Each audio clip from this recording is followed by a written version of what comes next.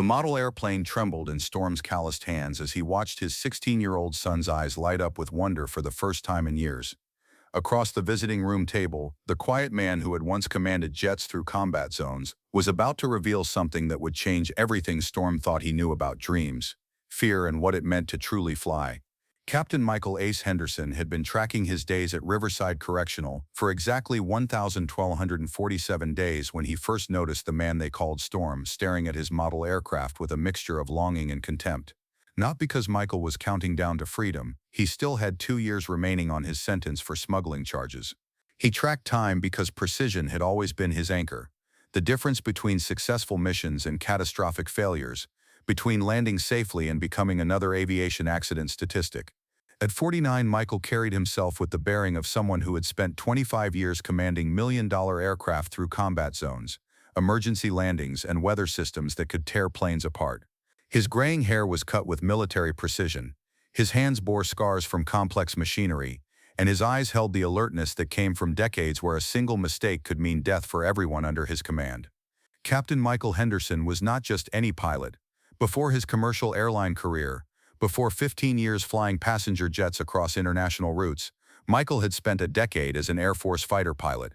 He had flown F-16 Fighting Falcons in Iraq, Afghanistan, and classified missions, dogfighting at supersonic speeds, precision bombing runs, aerial refueling operations, and combat search and rescue missions where success was measured in seconds rather than minutes. His crime had been born from desperation. When his wife Sarah was diagnosed with stage 4 pancreatic cancer and given 6 months to live, Michael had started using his pilot credentials to transport what he believed were medical supplies to Central America. The flights paid enough to fund experimental treatments that extended Sarah's life by 2 precious years, allowing her to see their son David graduate high school before cancer won its brutal war. Only after Sarah's death did Michael learn that the medical supplies had included substantial quantities of cocaine mixed with legitimate pharmaceuticals.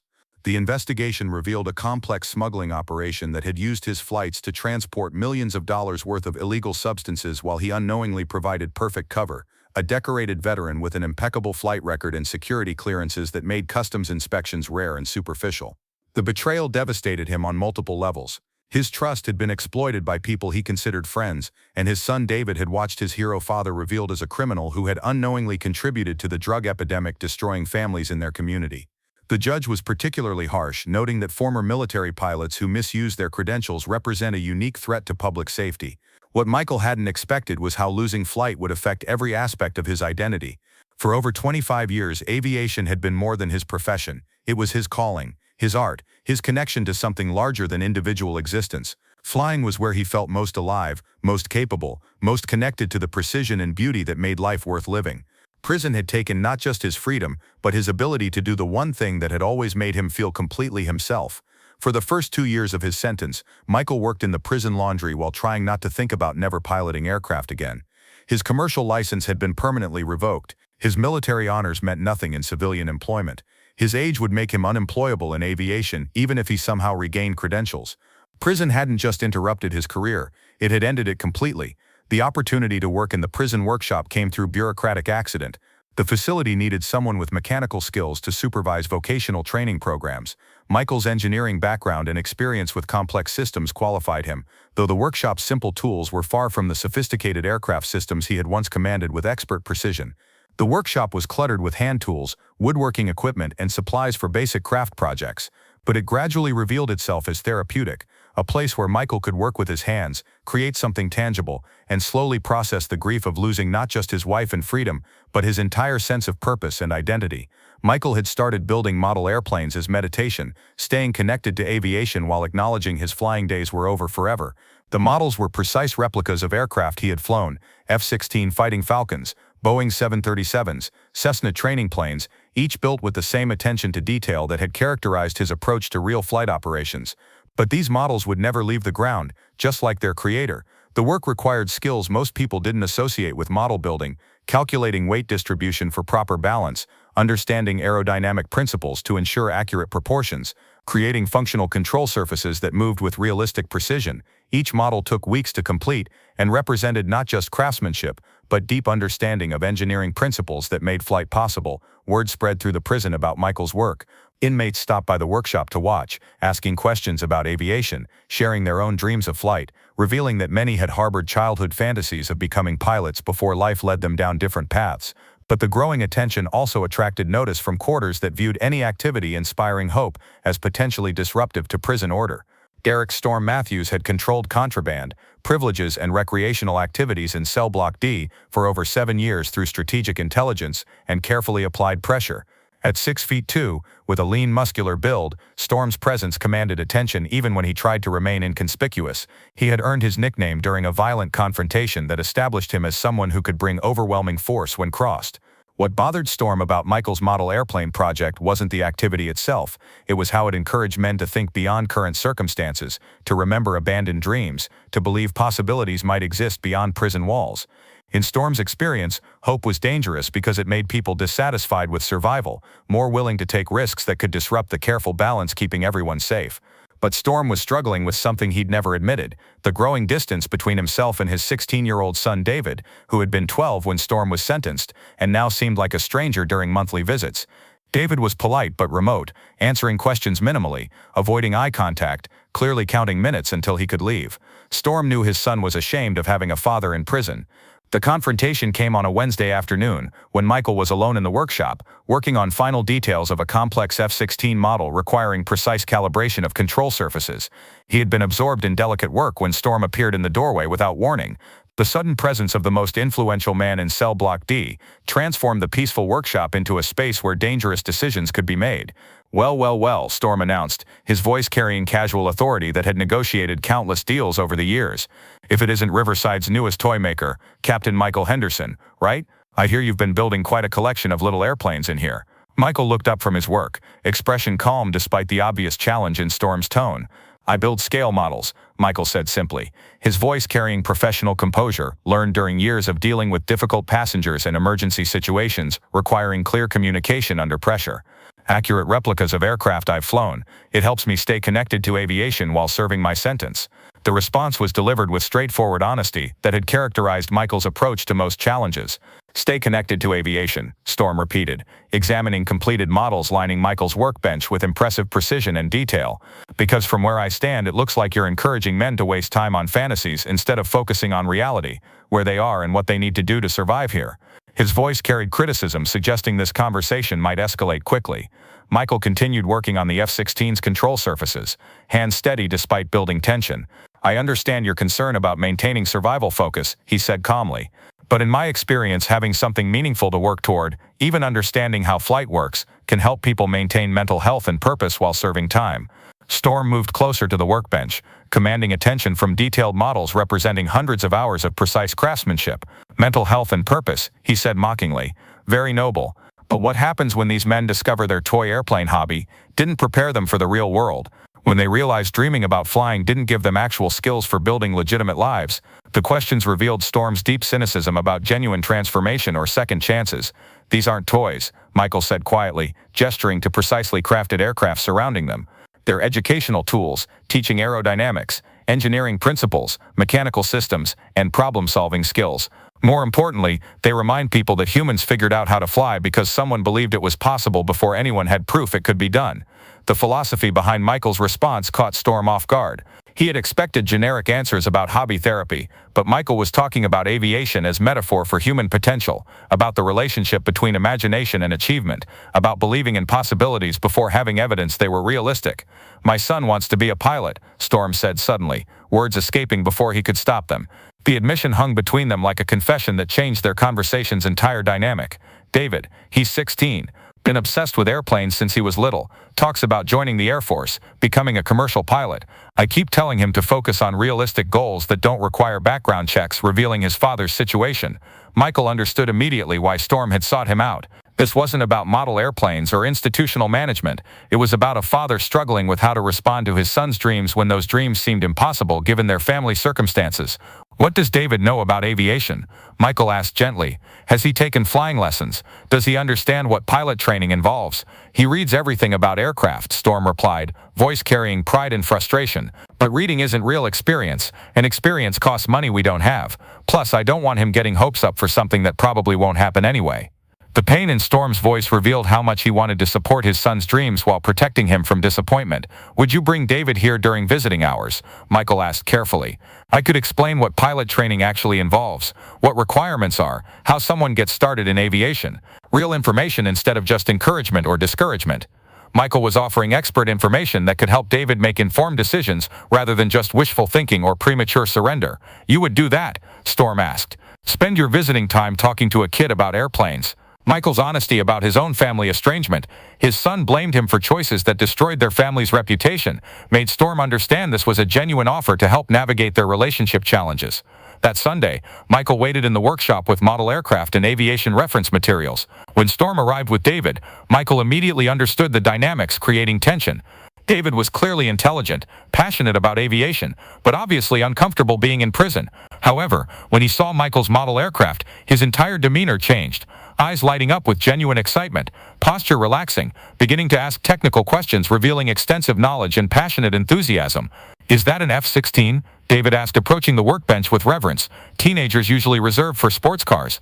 "The detail is incredible. Did you really fly these?" Michael smiled, recognizing the mixture of awe and curiosity characterizing everyone truly fascinated by aviation, rather than just casually interested.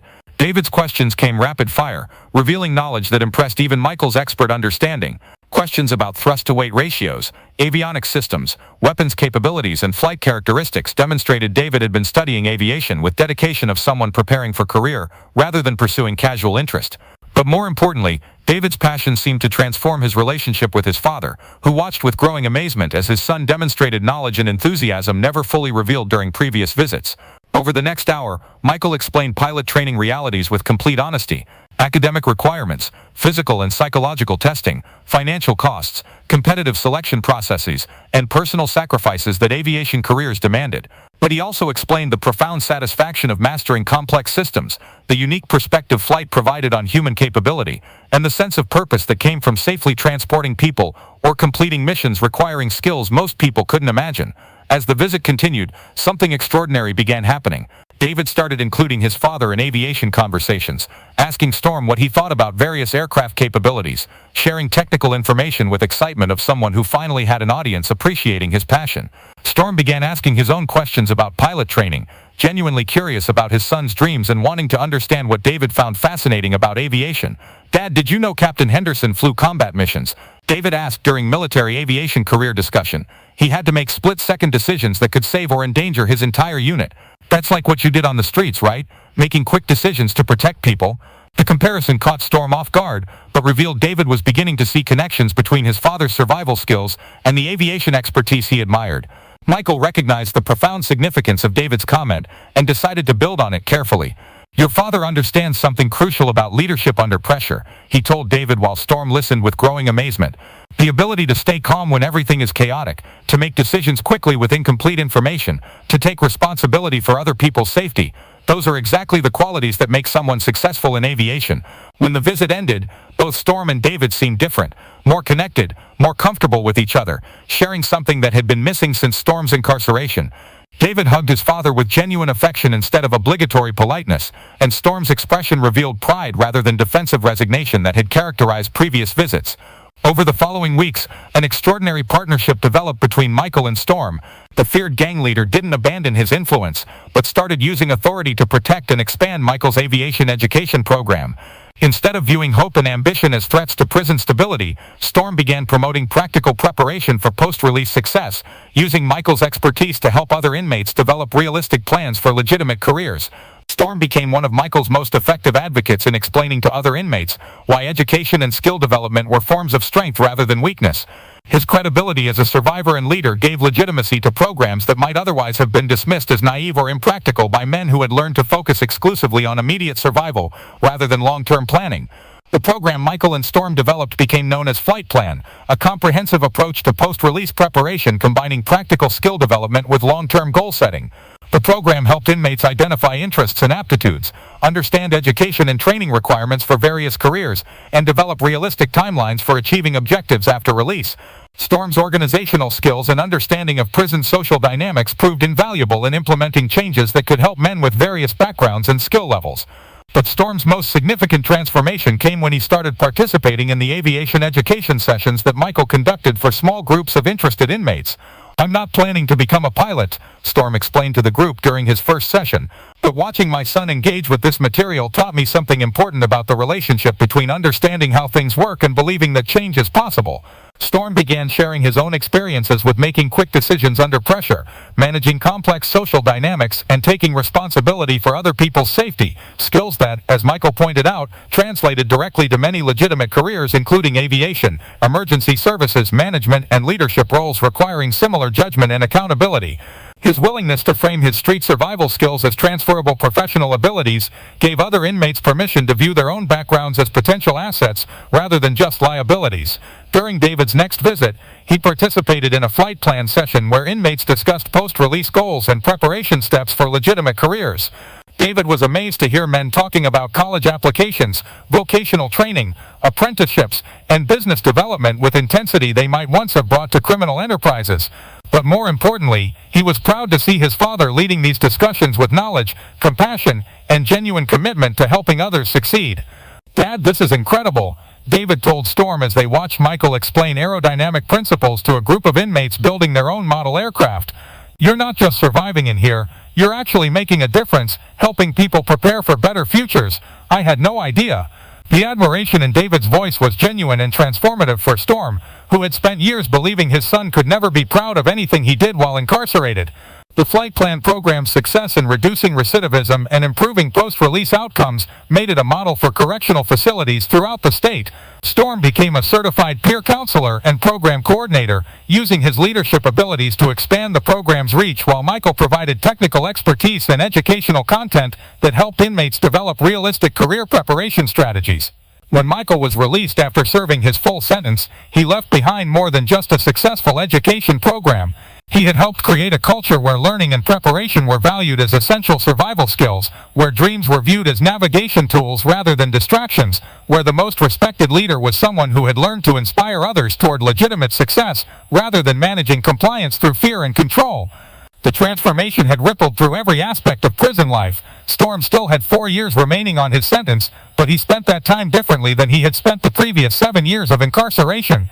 He earned certifications in career counseling and program management, developed partnerships with educational institutions and employers who could provide opportunities for formerly incarcerated individuals, and created comprehensive re-entry support systems that addressed the practical challenges that often contributed to recidivism.